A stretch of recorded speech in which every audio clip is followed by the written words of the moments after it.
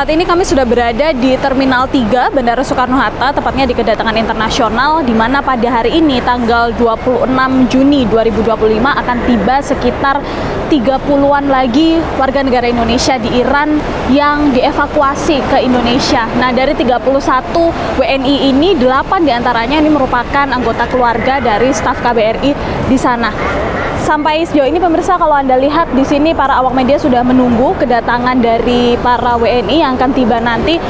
Saat ini berdasarkan informasi terbaru yang kami terima, mereka sedang mengurus administrasi dan kurang lebih sekitar 30-50 menit lagi mereka akan keluar dan nantinya kita bisa bertemu dengan para WNI yang dievakuasi. Kurang lebih juga sebagai informasi akan ada 3 kali pesawat yang mendarat membawa mereka pemirsa, 2 diantaranya ini dari Qatar dan 1 lagi ini dari Turki. Kita temukan faktanya.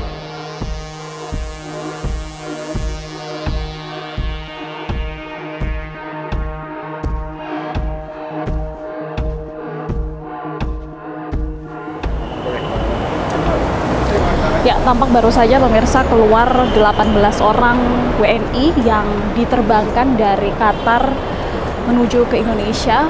WNI dari Iran begitu yang dievakuasi menuju Indonesia. 18 orang ini kalau kita lihat sebagian diantaranya, sekitar 4 diantaranya ini merupakan keluarga dari staf KBRI yang ada di sana. Kita bisa lihat juga kalau mereka tampak baru saja keluar tadi setelah melalui serangkaian proses imigrasi begitu, dan juga sudah dilakukan serah terima juga. Kita bisa lihat sejumlah rombongan yang ada di sini. Pak, izin, mohon maaf, saya Tanti dari TV One, Pak. Iya, sama. Izin, kami rencananya mau wawancara lebih mendalam gitu terkait dengan kepulangan Bapak hasil evakuasi tadi, kalau diperkenankan. Sebentar aja mungkin, Pak, ya. Dengan Pak siapa, Pak? Izin. Kuat Ribowo. Pak Kuat? Iya. Oh, Pak Kuat. Dari asalnya dari mana, Pak? Dari Jawa Tengah. Oh, asalnya dari Jawa Tengah, Kudus. Hari ini dijemput juga oleh Pemprov Jateng juga ya? Ada juga? Jadi setiap ini ada Pemprov, setiap provinsi ada tugasnya yang datang menjemput. Pak, kalau boleh diceritakan gimana sih proses pertama kali ya? Dari awal mendapatkan, kalau nggak salah ini kan dari Kemlu memberikan tawaran begitu ya untuk dievakuasi.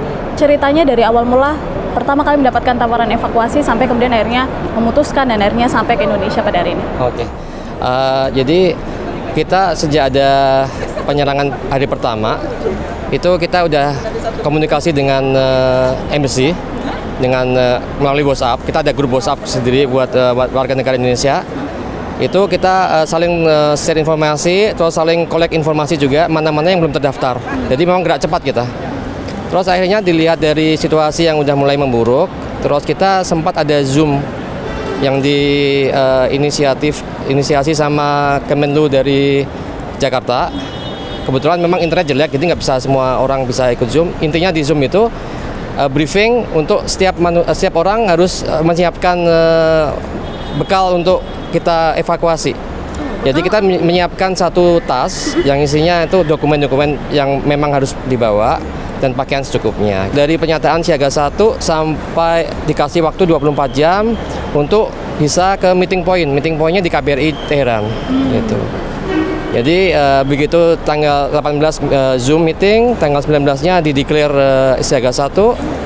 Jadi langsung kita siap-siap untuk menuju ke Teheran gitu. Kan ada yang dari Masad, ada yang dari Qom, ada yang dari beberapa daerah lah, Shiraz, Tabriz gitu. Semuanya ngumpulnya di KBRI Teheran. Terus hari Jumatnya itu, Jumat pagi jam 7 pagi kita berangkat ke perbatasan di Azerbaijan, Astara. Itu jalur darat ya? Jalur darat, ya. Kita naik 4 bus. Perjalanannya 12 jam. Mencekam nggak sih Pak perbatasan antara Iran dengan negara-negara lain lewat jalur darat? Jalur itu kan kita ada 3 alternatif tadinya. Jadi melalui Turki, melalui Turkmenistan, atau melalui Azerbaijan. Jadi setelah dievaluasi sama tim, diputuskan kalau Azerbaijan itu jalur yang paling aman. Jadi memang alhamdulillah aman, nggak ada masalah. Sempat juga ada serangan di Qatar dan kemudian akhirnya banyak penerbangan yang ditutup dan lain sebagainya. Apakah itu berdampak juga dalam perjalanan kemarin? Ya, itu yang gelombang pertama sama gelombang kedua. Itu karena tadi itu kan sempat yang gelombang pertama itu karena ada penyerangan ke Doha, ke Qatar. Jadi pesawatnya sempat divert ke Jeddah. Terus teman-teman itu pada istirahat di di pesawat. Pak, kalau boleh diceritakan seperti apa sih sebetulnya situasi di Iran sebelum Bapak akhirnya meninggalkan Iran ke Indonesia? Situasi terakhir di sana seperti apa? Sebenarnya pada saat kita meninggalkan Iran ya tadi itu sebenarnya yang diserang cuman ini aja, fasilitas-fasilitas militer gitu-gitu aja sih. Kalau yang lain-lain sepengetahuan saya nggak ada. Cuman kan setiap hari ada bunyi-bunyi bom kayak malam-malam kayak gitu, ada bunyi ledakan kayak gitu. Terus kita nggak tahu nih sampai kapan mau kayak gitu kan. Terus ini ada kesempatan dari pemerintahan Indonesia untuk memulangkan fasilitas untuk dievakuasi. Ya udah kita ambil aja.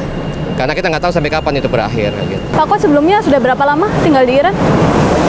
Saya on off sih ya. Jadi setahun di Iran, terus habis itu ke negara lain, terus balik lagi ke Iran, kayak gitu-gitu. Jadi kalau dihitung total mungkin sekitar 5-6 tahunan lah. 5-6 tahun. Yeah. Latar belakangnya pekerja ya di sana ya? Iya, bekerja. Oke. Selama 5-6 tahun, kalau kita tahu kan sebetulnya serangan Israel ke Iran bukan kali pertama ini terjadi ya? Yang dulu-dulu pernah Bapak alami? Oktober kan cuma pernah sekali itu. Tapi itu normal, nggak ada masalah apa-apa. Jadi cuma diserang, terus Iran nyerang balik, kemudian selesai. Nggak mengganggu kegiatan sehari-hari, nggak ada sama sekali. Kenapa terjadi serangan Israel ke Iran? Salah satunya ini karena menurut Israel ya, untuk mengamankan begitu wilayah karena diduga Iran ini memiliki pabrik nuklir dan lain sebagainya. Warga di sana sebetulnya mengetahui nggak sih hal ini, mendengar isu-isu ini atau seperti apa yang mereka ketahui? Kalau isu itu pasti ada, kan ada berita juga kan. Mereka bisa akses berita internasional juga. Jadi mereka taunya mungkin juga dari berita internasional. Terus memang ada juga mata kuliah nuklir kan gitu. Bahkan mahasiswa kita aja kan ada yang mahasiswa Indonesia ada yang ke Iran belajar itu mata kuliah nuklir gitu loh, jurusan nuklir. Jadi kalau memang teknologi nuklir ada di Iran ada. Cuman kalau selebihnya buat apaan itu saya nggak bisa jawab apa sih. Terima kasih banyak sekali lagi Pak Kuat atas waktunya dan selamat tiba kembali di Indonesia.